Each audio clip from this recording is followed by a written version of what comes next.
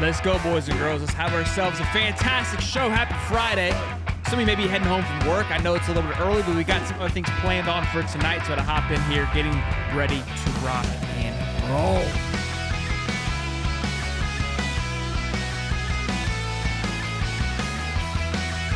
Good evening, good afternoon, ladies and gentlemen. Welcome back to another episode of High Top Sports. We've got a jam-packed show today. I didn't know we would have one. I said I'd expect some more commits over the next few days. I told you to turn the bell on, to be prepared. Now here we are, rocking and rolling, but more happened today. We had somebody enter into the portal, we had somebody come out of the portal, and we also had a new hire, which I don't have much on yet. I'm going to read what is expected, give you my thoughts on it.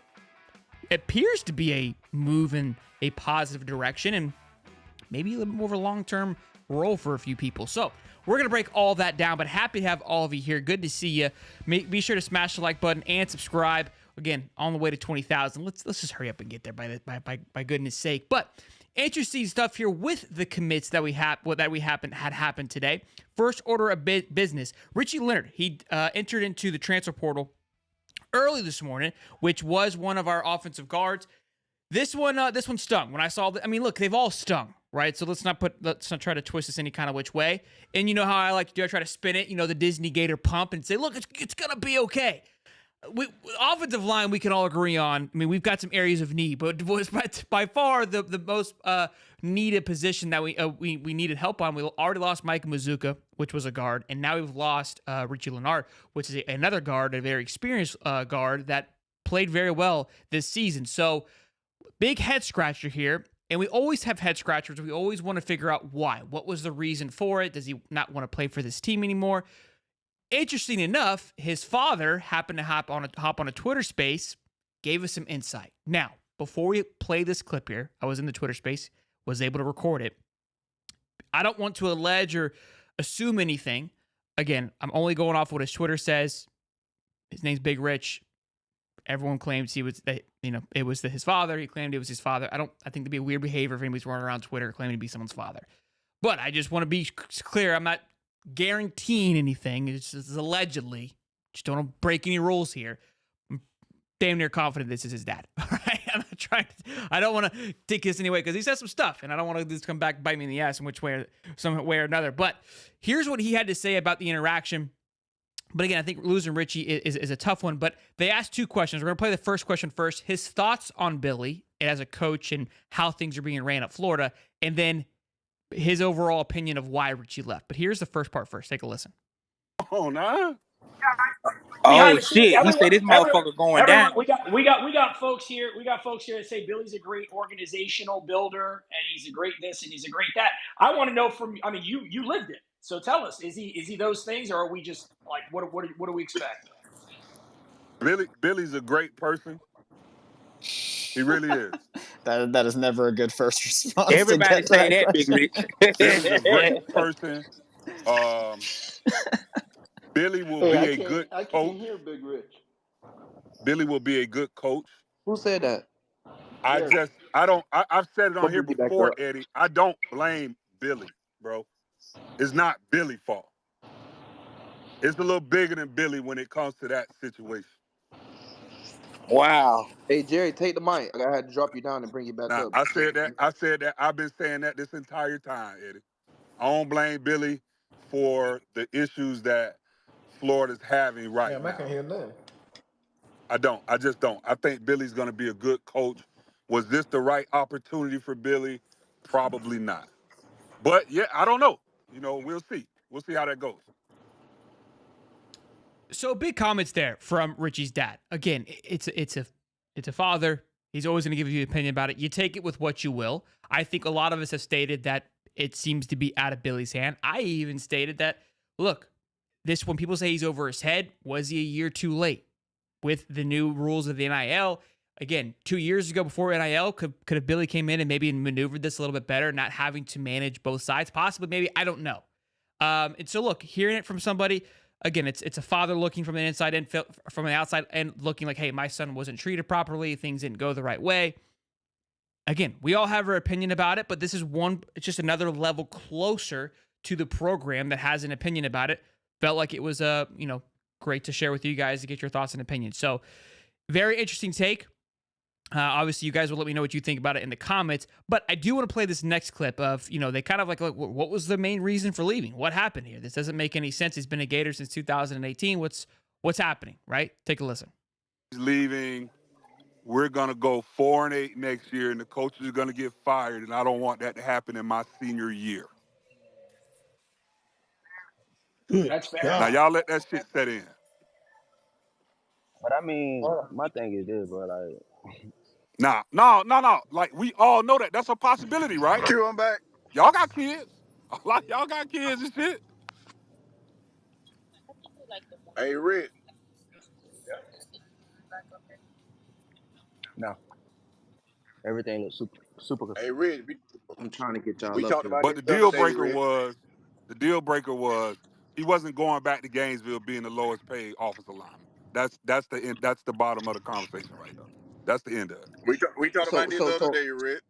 So all he was looking for was extra money.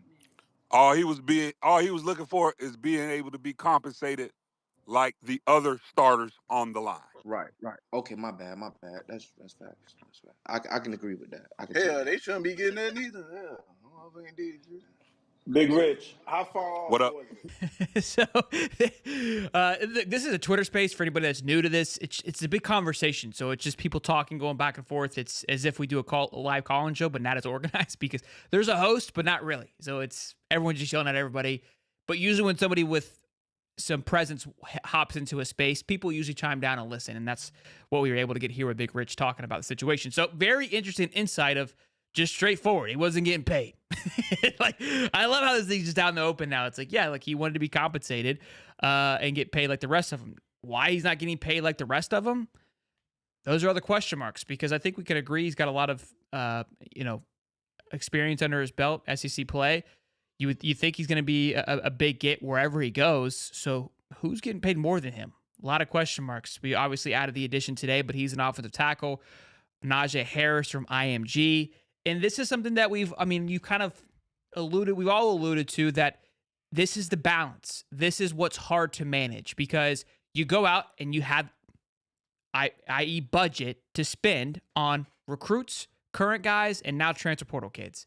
And you're throwing all this money to bring the guys in, and then all of a sudden the guys that are currently on the team, it's like, well, where's my money? And they're like, oh, well, we spent it all. We had to bring guys in because you guys are mad about losing. Now, again, people can get mad at me and my opinions and my thoughts and how I'm perceiving this, but that's how it feels. The same way that they have a perception of what's going on. We have a perception of what's going on inside the program. When you hear things being said like this, where money's being tossed around and he's being mad because he's not being compensated up to the same level, they later on kind of ask like, well, what percentage? Like, what did he need? And he's like, not enough. He wouldn't get into detail of like, hey, these guys are all getting paid $100,000 and my kid's only getting paid $20,000. I don't know. There wasn't a back and forth of where that's headed. But yeah, look, people are like Damian George doesn't get paid more than him. And so that's where things start to, you kind of scratch your head a little bit. It's like Najee Harris is getting more than you. Big Rod's getting paid more than you. Now, maybe it's just the starters, right? So you've got Austin Barber, Jake Slaughter's getting paid more than you. Like these things, I'm kind of like, Jake Slaughter, showed some strengths, but he's younger than you. I find that hard to believe. Najee Harris is being paid more than you. He's going to be finding himself more of a role. Damian George, Mike Mazuka, he was a guard. He left, so he's not getting paid more than you. Again, I'm not trying to say his dad's lying. I'm sure there's probably some, there's a little bit of truth to it. Again, how it all breaks down and shakes out, I don't know. But I see a Bama here. What a mess at UF. If you don't think this is happening everywhere, it is. Just with the world of social media now, we're able to pluck things out and hear things from parents, and disgruntled parents are much more vocal and be able to hear from more than you ever before. You see them all the time on Twitter firing off, and with the NIL and how this is all operating, everybody wants to just get more and more information, get closer and closer to the source, and parents have that outlet now. So, and look, I'm not trying to say they're trying to cloud chase or anything. I'm just letting you know that's just the way of the land. So this is happening everywhere, hence why 12 guys entered into the portal in Alabama in 12 minutes. So everybody's having it happen here. So sounds broken like a defeated culture. I disagree. But we'll see. we'll see how it all plays out. Again, Richie will be moving on. We'll see where he ends up. Again, Micah Mazuka, I mentioned yesterday, he entered into the portal. Obviously frustrating, but he's been posting practice film. I don't find guys posting practice film if they have a hot spot, able for them to land. And the running back from Ole Miss, Quashon Judkins, I believe, the noise is that he's asking for more than $500,000 of his NIL evaluation. So everybody, in a sense, is getting money hungry, and some people are taking the risk and jumping out and seeing who's going to give it to me. Might get burned, and other people are sticking around and seeing how it plays out for them. So this is one of those situations where I feel like, he feels like, hey, I'm worth this. I'm going to go and get it. And this is what I also keep going back to is we keep saying we got to fire Billy. We got to keep doing this. This landscape that we're navigating through, nobody has a freaking clue how to manage this damn thing. I think, yes, somebody more experienced and more in tune will be better at doing it for sure. But it's the Wild Wild West. And people are like, well, Georgia's doing it. Bama's doing it. They had a base. They thankfully have been having some winning seasons. So when money isn't there, you got to be winning. And if you're not winning, then you got to have the money. And if you ain't got both, sitting there with digging you. So we're in that weird place where we got the money, probably not enough, and we ain't winning. We're in a weird uphill battle right now. And that's the dance that Billy's got to have to figure out and continue to figure out through this offseason. So some changes that may assist with this actually is the new hire that happened today. Texas A&M old AD, let me pull it up here for his name, Mark Robinson, has been hired to operate in a front office role. Now, this article is from Jake Rudner from 247, so I'm just going to kind of read over this really quickly. We're going to read it and then discuss it, what he is expected to do. The move is part of a string of expected hires, a string, so there could be more to come. There will be more to come based on what this is stating here. As the Gators build out a front office that will help manage personnel throughout the year in a similar capacity to the front office structure of an NFL organization, according to multiple sources. Veteran of the football operation industry, Robinson most recently served as the Aggies Associate Athletic Director of Football for a role that essentially made him a general manager for football operations. Look, it's money. How are we going to manage the recruits? How are we going to manage this offseason? How are we going to manage the payroll budget? Think general manager maybe of like an NFL team, right? They make kind of the final call, the final say. Maybe Billy's bringing in a guy, a negotiator, someone to manage the relationship with UAA. Hey, this is what I need. This is what I need. Mark, can you go be the bad guy? Right? He's hiring himself to do the dirty work for me, Mark. All right? I need this guy, and this guy. Go talk to the UAA. Tell him to help, get off the bag a little bit. Let's make this thing work. This kid wants in, but I need you to push the envelope a little bit. This also is a good move. It's a futuristic move. Again, people thinking Billy's going to be fired. This is a big step, I think, moving in the right direction. Another move that could lead to success further on down the field, on and off the field, of course. So, again, I don't know much about it. It's a very new thing that's developing here. Will we get more from this? Will we learn more about this situation? That part, I don't know. But I think the best way to look at it right now is, I could be wrong here, but again, like a GM, somebody to manage those relationships, the business relationships, so Billy doesn't have to. And I think something we've all agreed on, that Billy has too many hats. Well, now he's passing the hats around. May not be the offensive coordinator hat that you want to hand over, but at least it's a hat. All right, so it's a step in the right direction. So very interesting there. Again, be sure to smash the like button and subscribe. Mama, what's going on? How you doing? So let me know your thoughts on this. Again, I love it. I think it's a very mature hire. I think it's a great hire for a school that had the number one recruiting class just 2 years ago, when it was like the first real kind of that step into the NIL. It was as if A&M saw the crystal ball, got ahead of it, broke some rules, but had the number one recruiting class. Didn't do anything on the football field. That's not Mark's job. Mark's job is to bring in the guys. Then it's the coach job. It's the GM guy to put the guys around you. Then it's the coach job to get it done. So, like what he did at A&M when it came to spending money and working that part out, this guy has experience working with big type of boosters. A&M has some of the biggest ones in the country, working with big money. I think this is a bigger hire than people may be able to fathom and realize, because it is the unknown. It's a new territory for college football. But from what we've talked about time and time again on the show, from what we were just going over with NIL and Richie Leonard not being upset with the money, and his father also stating that it's bigger than Billy, this to me is Billy trying to fight back, but the right way, versus just pouting and going home and taking his ball home. He's like, you know what? Maybe I'm not good at this. We've got to find a way to break through. These little farts ain't going nowhere in the UAA. I don't want to go anywhere. What do I need to do? I need to get a guy that knows how to manage these old farts. Mark Robinson. Again, no shots to the UAA. They could be young and thriving. I don't know. But they're the bad guys, so I'm trying to make them appear evil at the moment for sake of the conversation here. But that's my thought. That's my thought on that. Again, if we hear more about this, I'll let you know. Something definitely to keep an eye on and a thought process on to see where this heads. So, next order of business, ladies and gentlemen, is our commit that we did get today. So, in all the madness that was happening, we landed ourselves offensive tackle Devon Manuel, I believe it's pronounced. And for anybody wondering if Rob Sale's going anywhere, he was seen. Devon posted a photo of him and Rob having dinner or lunch, whatever it may have you, saying he committed. So, Rob's on the trail cooking, boys. I don't think he's going anywhere. Okay, just to let you know. Could be wrong, but seems he's gonna be there for quite some time. Now, people are like, who's Devon Manuel? What's going on with this guy here? Had some injuries early on at Arkansas last year, but really started to step up towards the end of the year. Handled our defensive line fairly well. Hell of a passing grade, offensive grade 70.1, ranked 130 out of 626 tackles. Look, he's not top 20. I don't want him. Stop it. It's going to be a great addition to this offensive tackle room that is starting to grow with Brandon Crenshaw, with Austin Barber, now him as well. Mike Tarquin seems like that might be leading another direction. So this was, I feel like, probably a backup plan to that situation there. Pass block grade, 64.5, and then run block grade, 69.9. So 92nd on his run block grade, which we all know we could get better at the run block. And pass block, not great, but room for improvement. You got 2 years of eligibility left. Something to note, a lot of these guys, which I like to see, is that it's not just one year plug and chug.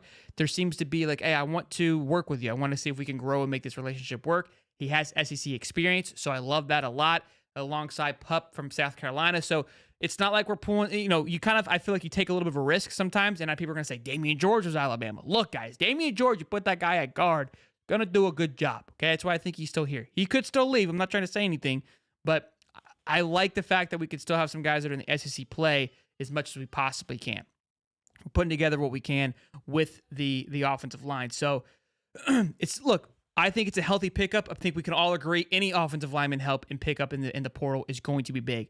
I haven't seen any more tackles or linemen that are projected or even setting to visit us this week. There was a quarterback who is set to visit Saturday, I believe. Colorado's quarterback. He transferred into the portal this year, committed last year.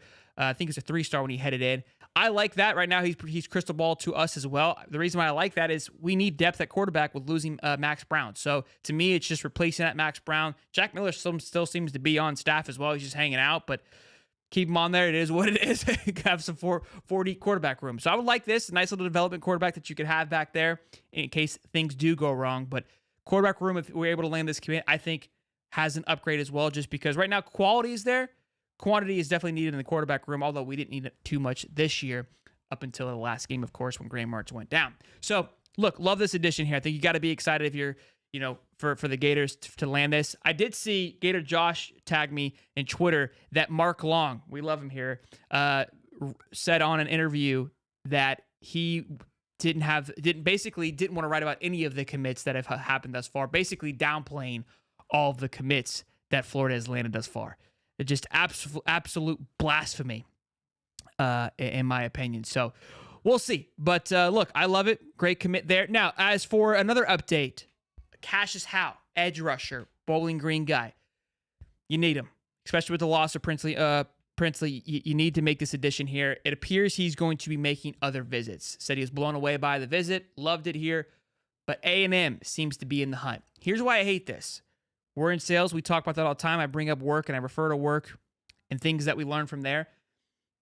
I was okay with the approach at first with the recruits. It seemed to pay off, I think, a little bit in the summer of like, hey, we showed you, go do what you need to do. Portal operates a little bit differently. We let the defensive lineman go from Pitt to South Carolina. He committed the second day that he got there. Okay? Tough loss. Every portal visit appears when they get you there, you get locked in. Radcliffe was supposed to come visit us. Stopped to Texas A&M, committed to A&M. They're like, no, either you commit or you're not getting a job here. You got to have that cutthroat, especially with a school like A&M that has been ripping recruits from you, ripping coaches from you. Right now, it's like that's your ex, and they're gonna have all your deep dark secrets and do everything they possibly can to try to, undercut you. And if you're gonna allow them to walk, it's not a good look. Now, maybe Billy's trying to play spy here and say, "Hey, go see what they're gonna tell you," and bring them back. I don't know, but it hasn't worked out for us when we allow these kids to leave. So, not a fan of this. This frustrates me a little bit. Billy, we've talked about it. He's been closing. But it feels like if there's a rebuttal, if there's any pushback, we don't have a rebuttal. We don't have a rebuttal for it, right? If it's like, hey, I need to speak to my wife, like, okay, I understand. No, wait, what do you need to talk to her about, right? What's the question here? What's the issue? She knows that you're here. She knows you're looking for this, right? If you're mean to tell her right now, if you signed up and got this all figured out for her and you went home, she wouldn't be happy with the decision that you made. She would question you, right? At least push back a little bit, Billy. Damn. I need to think about it. What is it that you need to think about, Cassius? What is it? You love it here, right? We're going to pay you enough, right? It's going to be the SEC. You see we got the Gatorade Player of the Year at quarterback. You see where we're headed, right? You see we got Austin Armstrong, one of the up-and-coming defensive coordinators in the country. They just took our linebacker coach. You saw our linebacker room last year. It was atrocious. Why do you want to go there, right? They got a defensive line coach. You saw how the defensive line coach. We made a complete overhaul on the defensive line. We went and got a new one because of that. That's where you want to go? So what is it? Is it more money? Let's talk about it then. That's how the conversation needs to go, Billy. Use it against them. Brand new coach. What are we doing? My thoughts. Those are my thoughts. Gotta close, Billy. Gotta close. This soft close bullshit, I'll call you back, doesn't work. Because guess what? When you put them on call you back, another dog's gonna call. All right? Another dog's gonna call in and come get it. Gotta be And I went, well, hey, being a Gator. And I got it. Just understand the point of what we're talking about here. Understand the reference that we're doing. Got to close, boys. Got to close. 400 people in here. Be sure to smash the like button, subscribe. Good to see all of you guys on this Friday afternoon. Overall, I think it was a very healthy day. Outside the loss of Richie Leonard, I think it was a fantastic day. Things are still moving in the right direction. I expect some more news this weekend. So, again, keep the bell turned on because you don't know when I'm going to pop up and be live. If you guys are driving home, drive home safe. Have yourself a good Friday. We might have a little pop-up live, not on this channel, on our buddy's channel, drinking some bourbon. So if we do, I'll tweet it out maybe. You guys come over and hang out with us, and we're going to drink some bourbon tonight. Stone Cold Drip Austin, $2. Says, you see Marion's crypt tweet? The tweet where he talked about people coming after his players, and they must like the go-go. If that's what you're referring to, I did see that tweet. Yes, I did. I did. Oh, man. All right, boys and girls. Well, you guys be good. Smash the like button. I love you. We'll see you guys in the next one. Peace.